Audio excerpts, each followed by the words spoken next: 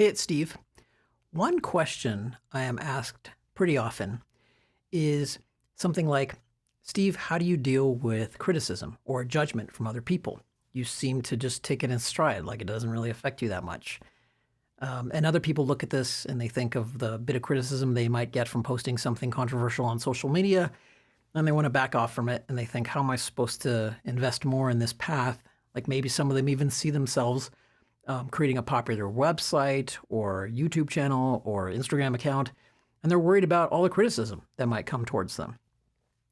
Well, the simple answer is it's not the criticism and the judgment that's the problem at all. The problem is your relationship that you create with the criticism and the judgment, how you're framing it. If you frame criticism and judgment as something that you must avoid at all costs, then you create a lot of stress and worry about the eventuality of it happening. And the real truth is, if you create a popular enough, source of content, you share, anything even remotely controversial, people can and will criticize you. Yeah, it'll come through. So it's not about trying to avoid the criticism or prevent it, but more thinking through, how are you going to deal with it when it happens? How are you going to relate to it? So the solution is really about changing your relationship with criticism. It's not about stopping the criticism or preventing it. You can have an avalanche of criticism coming through and not really be negatively affected by it at all. I've had that many times happen before, and it's really not that big of a deal because of how I relate to it. So let me share some framing options here for how you can change your relationship with criticism. You want to think about what you're really worried about. What is like the worst criticism that somebody could do to you, and how are you going to frame it? Well, one is you could just say, oh, look, the critic doesn't even know me, some random person on the internet giving me feedback. They're probably talking more about themselves. It's worthless feedback. So the worthless feedback frame works pretty well. It's also related to the frame of it being meaningless to you personally. A lot of times I've found that when somebody criticizes me, they're really writing about themselves, but more accurately, they're criticizing not me personally, but what I represent to them. They've created an image of what I represent to them in their minds based on something I said or wrote, and that's what they're reacting to. So they're criticizing really their own mental representation of me or my ideas. And so it's hard to take that personally. If I just say, hey, they're criticizing their own representation, what does this even have to do with me? One of the reasons I was easily able to adopt that frame is that I saw people really write these really long emails criticizing me, and they started with an erroneous assumption. It was just clearly false, and they just went from there. And I thought, how could they be criticizing me when it's like, this is not even me they're describing, it's something else. So the fact that their criticism just didn't land at all and was so off base, it made me question a lot of other forms of criticism and not take it so personally. Another thing is that you could actually frame the criticism as useful. Somebody might actually have a point. A critic might get to you and they say, hey, you should take a better look at this. And you might go, you know what? That's valid criticism. Recently, like when the racial justice theme started rising up this year in society in a big way with, say, the Black Lives Matter movement. My initial framing of it was, this is not really my bailiwick. It's not really an area I've studied. I'm not an expert on this. So I'm going to, pass on this and focus on other areas of life. And when I blogged about that was my framing, I got some criticism for it. People were like, I don't think you can do that. And I thought, then I sort of pushed back a little bit. I'm like, hey, this is my choice. I don't have to engage with this aspect of reality if I don't want to. But then I thought about it a little bit more. And I thought, you know what? Maybe they're right. I'm not sure, but let me lean into this. So I decided to start with just educating myself. I read some books on this. I read the book White Fragility. I read Stamped from the Beginning. I read How to Be an Anti-Racist, all in the month of August. And it helped change my stance, especially the last book, How to Be an Anti-Racist. And I realized, trying to be a non-racist is really a racist frame. And so I thought, that's not going to fly with me. It doesn't really align with my values. I do need to invest more in this. So that was a case where the criticism was valid, and I let it be valid for me. and I let myself be wrong and to think about it and correct it. So one relationship you can have with the critic, with judgment, is to actually listen to it, is actually say, does this land with me? Does this have something meaningful here? If I get criticism and I read it and it just sort of bounces off of me and I'm rolling my eyes at it and thinking this is ridiculous, this doesn't land at all, then I just delete it and I move on. Oftentimes I won't even finish reading it. Maybe I get a few sentences into reading a critical email. I'm like, all right, this is some kind of BS and I'm not going to bother with it. But if it starts out and it seems kind of thoughtful and I, read through it and it really does make me think, and the next day or maybe a couple days later, I'm still thinking about it, then I think maybe there's some resonance there and maybe I want to take a deeper look at this and see if there isn't a chance to a chance to improve here. So consider that criticism can be an invitation to grow. Not saying all of it is, but some of it definitely. There have been times when people have criticized me and I've taken it to heart and I've made some real changes. I think that's a very positive and useful frame to have in your relationship with criticism. It makes you less fearful of it if you think that in the criticism, there may come an opportunity, an invitation to grow. What you want to do is not mix your self-esteem so deeply into your ideas, not realize like your ideas are just your ideas. The ideas can stand on their own. They can defend themselves or not defend themselves. You get to choose, though, if you want to stay with those ideas or shift to other ideas. You're capable of change. Okay, so criticism is an invitation to change. You can also see, this is particularly important if you suffer from what's called imposter syndrome. So some people are really afraid of criticism because they suffer from imposter syndrome. They have this thought or feeling like, who am I to be doing this kind of work? Why should people listen to me? I don't know what I'm talking about. Why am I even trying to do this? Why am I making a video? Why am I writing an article? Who should listen to me? I'm just some ordinary guy. Why are people seeing me as an authority on this? And many people, including renowned experts, have this feeling. I know a lot of authors and professional speakers, and it's very common behind the scenes that people have some level of imposter syndrome. Even people who've been on Oprah multiple times, they have lots of best-selling books published. Behind the scenes, when they're not on stage, you talk to them, and they might still have that feeling of like, who am I to be doing this kind of work? One way around that is to remind yourself, who are you to be doing this kind of work? I think that's a valid question, and I don't think you need to BS your way through it. And one good answer to that is to tell yourself or remind yourself or look for evidence that you're actually helping people create better results in some area of life. So one thing you can do is keep the positive messages, keep the appreciation. In the early years of when I was blogging, I created a big file folder because people used to physically mail me, through postal mail, cards and letters and things like that. Sometimes, letters several pages long, just telling me how much they appreciated my work and about the results they got from applying my ideas that I shared on my website. And so I just kept that as a big folder, and I didn't really even have to look through it at all. Just knowing that I had that folder in my filing cabinet stuffed with dozens and dozens of cards and letters helped me overcome any sense of imposter syndrome, because I thought, hey, for those people, I got results. For those people, I helped them. And just creating more and more of those kinds of reference experiences, print them out and post them up on your wall if you need to. Just one person thanking you, you can just say, hey, I made a difference for that person. So that's another helpful reframe of criticism is like, yeah, for some people, you may not help them get results. They may be disappointed in you, but others may be very appreciative and very satisfied. And you can always look to those people and say, I helped them.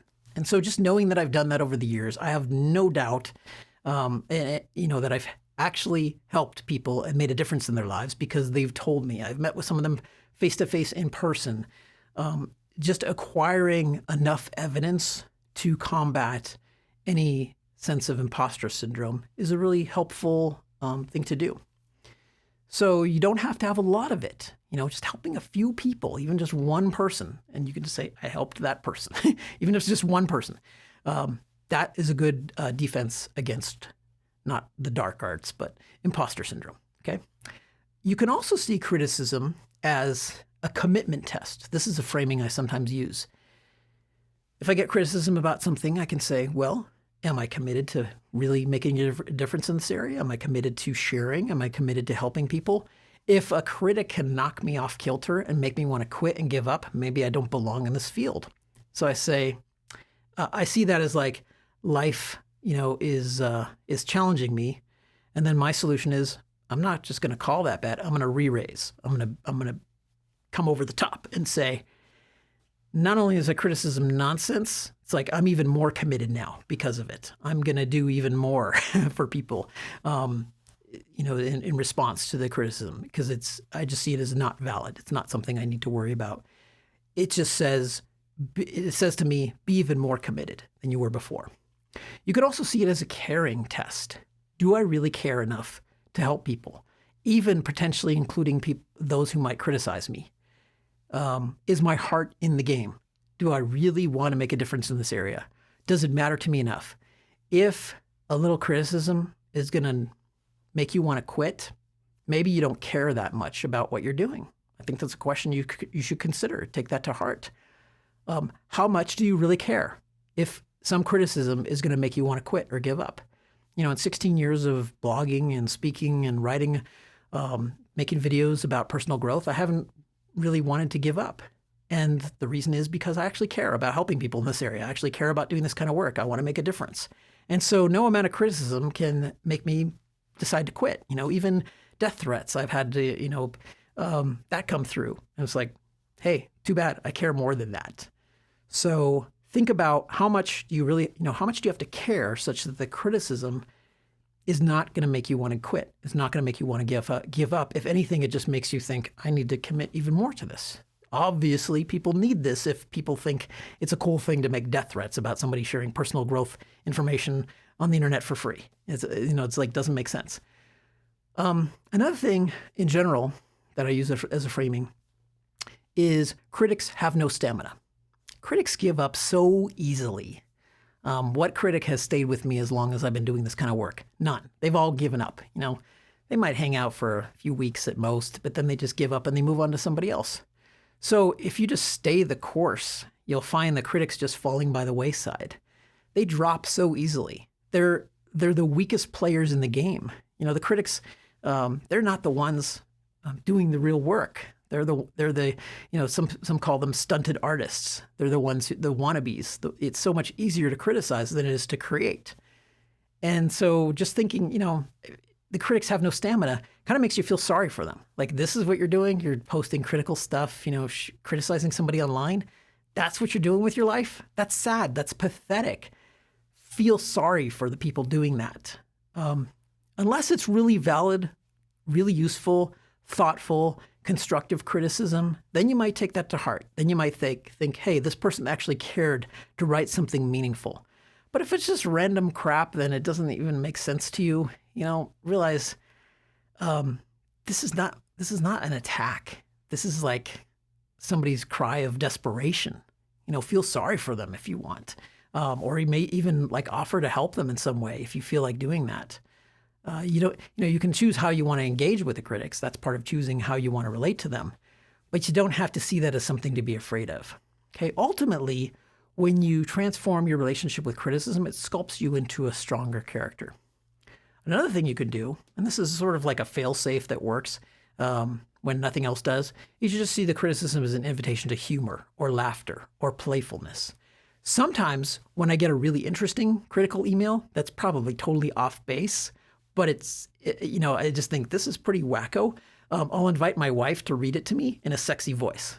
So she'll do a sexy voice and she'll say, she'll read the email to me. She'll often sit on my lap when she does it. And we just have kind of a little laugh about it. So it'll be something like, hey, Steve, I just wanted to share that I thought your latest blog post was utter crap. And here's why. And, she just reads the whole message like that in that voice. And it's hard for us not to laugh at it. It's maybe we're having a bit of a laugh at the other person's expense, but notice what it will do to your relationship with criticism when you have that kind of attitude. Like, oh boy, here's another one. Like, let me get my wife over here to read this one in a sexy voice and it'll be fun. And then when that kind of criticism comes through, It's an invitation to just have a little fun, playful bonding experience with my wife, and we just sort of laugh over it. It doesn't have to be something to be afraid of. So there are a lot of options here that I've given you. And ultimately, you're going to figure out your own that work for you. But it's not about the criticism itself being the problem. The problem is how you're relating to it. You have way more options to relate to it than fear or worry or resistance. You can welcome it. You can play with it. Criticism is ultimately something you can dance with. It's a growth experience. It can help you. It can shape your character in very positive ways if you let it, if you allow it to transform you into a stronger, more resilient person, a more playful person, a more caring person, a more committed person, a person with higher standards. And yet another fallback is that it is absolutely okay for you to be wrong. It's okay for you to get criticized for something you did wrong and you screwed up, and you can go, okay, I screwed up. That was a mistake. I was wrong. You have the right to be wrong. It's okay to be wrong. Okay, it's okay to have a really bad video. It's okay to have a really bad movie. It's okay to screw up massively and have people criticize the heck out of it, and you can just say, yep, that sucked. Yeah, that was really bad. I don't know what I was thinking, but that was downright awful. Like a lot of movies, out there, the kind that, you look up on Rotten Tomatoes and it's got like 8%. And you think, why did they even release that? So the criticism comes, and, what would be a resilient attitude for the filmmakers to have or the actors to have? Say, yeah, that was awful. And move on from it and let it go. And, what will the critics do if the people involved in that kind of a really bad, awful project simply just admitted it and say, yeah, that was a big screw up. We messed it up.